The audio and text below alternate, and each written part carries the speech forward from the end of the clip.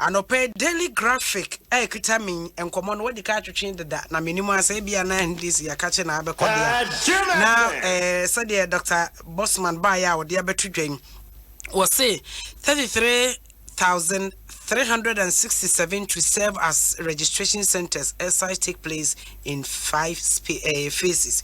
And no na wode abetudwa deda no was say sa abato di ntro enwumen iya ye ba betro ebefrase busumi ne de toso deduasa eso no wo mo eye no ahodo enum ya wo de be cover Ghana baby na 33,367 registration centers eho and adwumedie no ebekoso ya enra emrase badwam ya mame Jane Mensa na afei nimfoni edaha onyonyafo seche Mensa bonsu edom kase no pani a woda wo ma no na edom kuma no pani oda no minority leader Harry Naidisu ya wote se wakasa wie sisi ya no ono so ne de edaha sen ya odi emu nsem aba ewo daily double kratanum enti se wokọ kratafa to so miensa ho a ehọ na nsem ni nyina wakruchire ni nyina ede abegu piloting a wo mo eyeye pilot registration course training a wo mo aye PPs a wo mo ekofa na wonim se CJ yes papa na ba na ye refi yi waso mo se registration centers no mba ye no clusters se bia aha na bia registration centers be say enum ene wo police station na enipa no dodo ne kom ene ade no eno me ne Dr. Sribo Kwaku atwetwe nkomo ma wachirem o say electoral commission no e the protocols ni nyina be ye adwuma menti enya de a ombehwe ma nipa no afoforo so eno kranti ka no mo ye ne clusters no se na be ya one polling station no yeah, trading ni bi wa ha trading be enaya na enum nchemo ode man no but ya can say there but as to say ye bedi mrans no so ene nsese no so no ehọ ne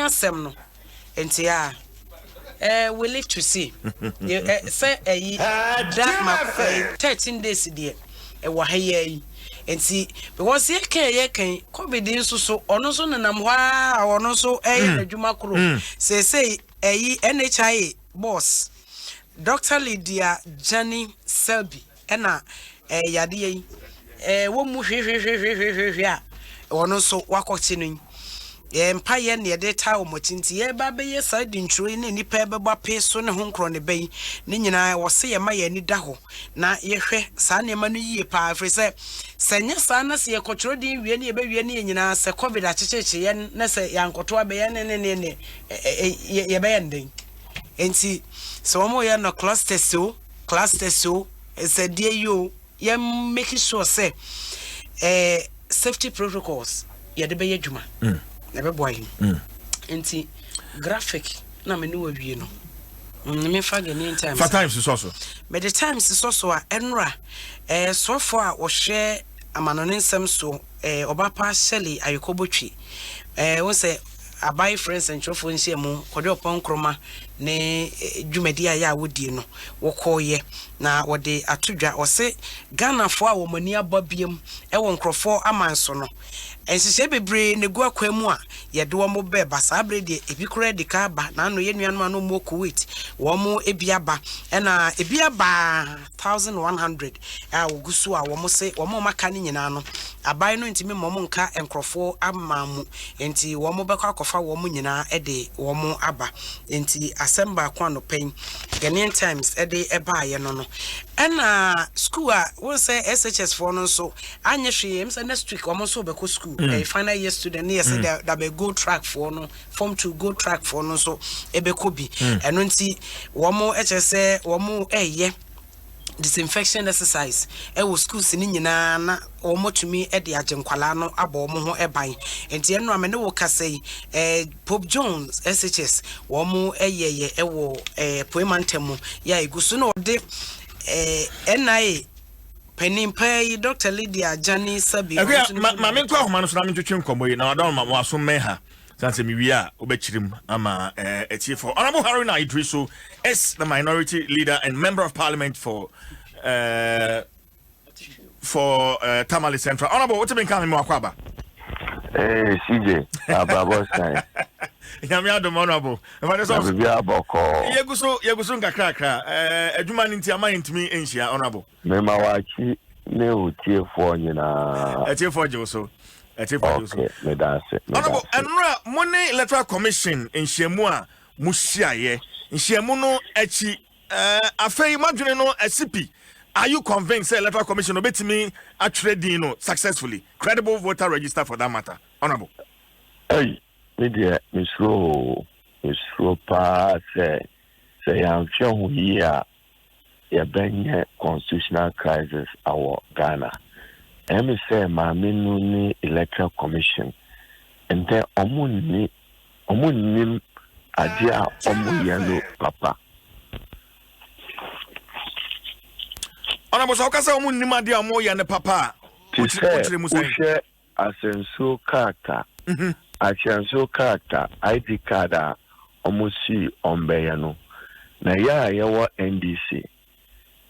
Ya ni legal or technical justification bia ya be support omu. But enunu nya asem no. Te say o CJ. Ebia 3-4 years ago ukoji passport. 2 years ago, Ukoji driving license. And Nura Ukoji Ghana card. Dia kwa uji koji sa card no. Ebia u papa din u mami din edaosu kwa edaosu no. Say nuna uji kofa driver license, any national ID card, any passport. No correct.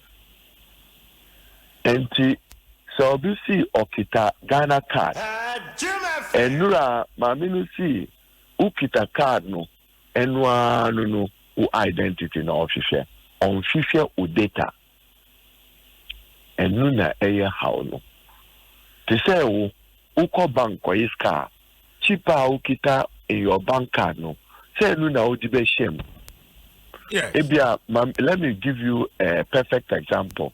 Utu coin Ukoji visa wa Accra half ya uko London. Udru London, omuji passport omu ye verification in authentication our London. Information nina beba. Kra UGG card no ebeba. No correct. And tenra jimenza si uba the police station na ukita Ghana card. Onu on here u data bia na on here bien. Just your face, just the card, that is not enough. And that is a precipice for a disaster in data management. And in America say, usually here, ebia what you call synchronization and harmonization of data. To say CJ. Kura uwanu would you call NIA any passport no? Sebi. I want to believe that you are a sincere person. Now, umami din ebesisa. Debbie. Upapa din ebesisa. U date of birth ebesisa. Enti ukofa GVLA information no. Ebetima bua wa electoral commission. Ufa NIA information no. Ebetima bua wa electoral commission. But so obviously kita card no keke. Ubana wakada obi abet have produce Ghana card echina na yenshe so first ukwaji Ghana card omubeye verification and authentication in the last few days and weeks ukwaji no verification no authentication and to uko police station now see me mami efua nothing to show that ukita Ghana card. How will we be able to check, say, we are Mami Ofua, or Mami Unanani Umami? Is this? How can we verify that? Okay, Honorable Macho, many Dr. Bosman Asari Kasana Paya, and me Bisano, and someone walking, and I watch say, or more process beer.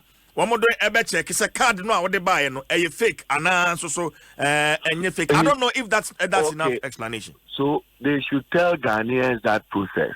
There can be no process than the data which has been held, stored, and processed by NIA. There can be no any other process. So they must share with us as Ghanaians process way now that you have to go through. By Enura, emphatic.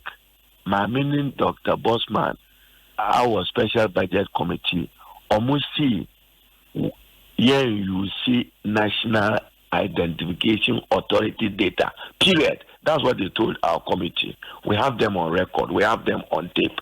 And to process, man, okay, they process. And I say, just use yourself as example. If you went to fill a DVLA form, a passport form, NIA form, statistically, information mano kwa kitano is almost going to be the same unless you are an insincere person or you are a fraud. So you don't duplicate that information in a harmonized, synchronized electronic world. Therefore, I worry, and I worry for the future conduct of the 2020 presidential election. And now, as you almost see, almost best, they will amend CI 94. And it's free. Now, all these years, we have the process for registration of voters, transfer of voters, proxy. And we say, Omuko tamper with the law to suit their faulty timetable. That is also a problem. And now, as you almost see, since the registration, no, Omubeya phase out. Now, Mumu Parliament say registration centers, young Gazette Mamu, the whole of Ghana is about 33,000. Now, say Omuka 6,300. Those are electoral areas, almost clusters. In a COVID environment, how can you get enough data? You see, the long and short is that, so say there will be voter suppression. More likely, Ghanaians who legitimately and lawfully are almost drew 42 years, almost drew 18 years under Article 42. They may not have the opportunity to register. Okay. And no, a best say on my no, a best say a democracy no. Now, a credible voter register is a sine qua non to the conduct of free and fair election. Support no, but almost share the year so that to say me no. Na NDC ya baba ya me say udu 18 years bia ubetima ko any office of electoral commission and say that me a Ghanaian. Now mumma me opportunity say bese me register. Now when you see you use NIA data and CJ maminka the year maminu oba special budget committee in December. Emphatic or see or no on UCNIA BBA in this voter registration exercise. This ano. On the Dr. Bosman, this almost. Sound on the back. And again, everybody almost consistent on margin. Okay, but honorable, like I say, NDC must submit agent. Co-observe voter registration. And no. A party, NDC party headquarters decision. Me a minority leader in parliament. Me more reporter, share and with electoral commission. And the concerns na me share, and I'm saying that they don't seem to understand the concept of organization. Then finally, NYSG, obviously they will take each person an ID picture. Now, ID picture is not facial recognition. Make no mistake. Okay. Now, GVLA lances are okitano, upicha niso. Passport upicha niso. NIN upicha niso. But uka facial recognition say how you take the data, how you process it, how you store it. To say civilized countries are Uko Korea, you say eyelashes in order to be able to take a friend of facial minutiae. And the picture, that's not facial recognition. It must meet what we call a facial recognition data template. na eno azu ye bi so mo na CJ honorable mo media no ende ko echina mumbisa ma me no say mo person mumba be mo be inspect BVRs by major voters is teacher or your time. I've given you 48 hours. Honorable, on that, me bisa Dr. Bosman Asari anapaya. And me bisa no say BVRs do saying and almost as we speak. And also as we speak there, almost can be 50%. BVRs no. Okay, and now only Ghanaian media no munko inspect 50% there. I'm challenging you wherever it is, and I've given you 48 hours. Anywhere they have stored it, be interested in where they have stored it. Okay. Omuko refurbish old stock car. Omuye juma na omu dada Ghana for say omuko new registration kits aba. I'm giving you just 48 hours. The Ghanaian media must engage the Electoral Commission and go and inspect the BVRs that have come and show it to the public. Say, Aba, na ewaha, and this is the quantity. Honorable sir, yeah, piloting. Yeah, journalists are na piloting, my friend. Omu piloting. You see, in the other equipment. Equipment that I don't know you see. Omu qualify bishi and no be no omu talk camera. No, honorable. Many Dr. Sebo kweku kasai before the piloting. Me bisa. Dr. Sebo now ujinedi. And you know na make PP asem no or say haruna akaboni. And no me bisa to say on your ska free here na okoto PPs on your appropriation free because November ya more musika bia for personal protection equipment. Next another asama Emma Misrono. Now, Omudia easy. Ombeto PPs are more officials. Now, Ghanaian public are Omube. Now, the Omubesa line, I'll call here register, I'll call to Abano. Omukofa PP is free. Okay. In a COVID environment, we must be worried and concerned. Okay. Honorable Mrenity here, the best here, but NDC. NDC, Money Electoral Commission Air Cooperative. About where Mumbatrebi, are you going to take part?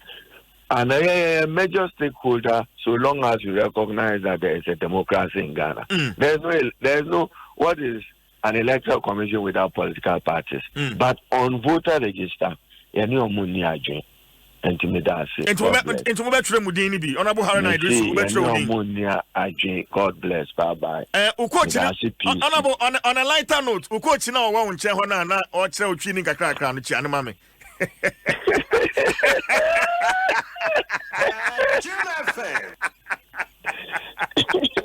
Have a nice day, sir. Honorable Harry Naidrusi, minority leader and member of parliament for Tamale Central. Menene Kasane Kwa who said, Eno Apostle Chini Kakrana, Ubi Cheno, Omo, no, I didn't. Omobakoto something. No, I can't. Omobakoto something. We make a academic.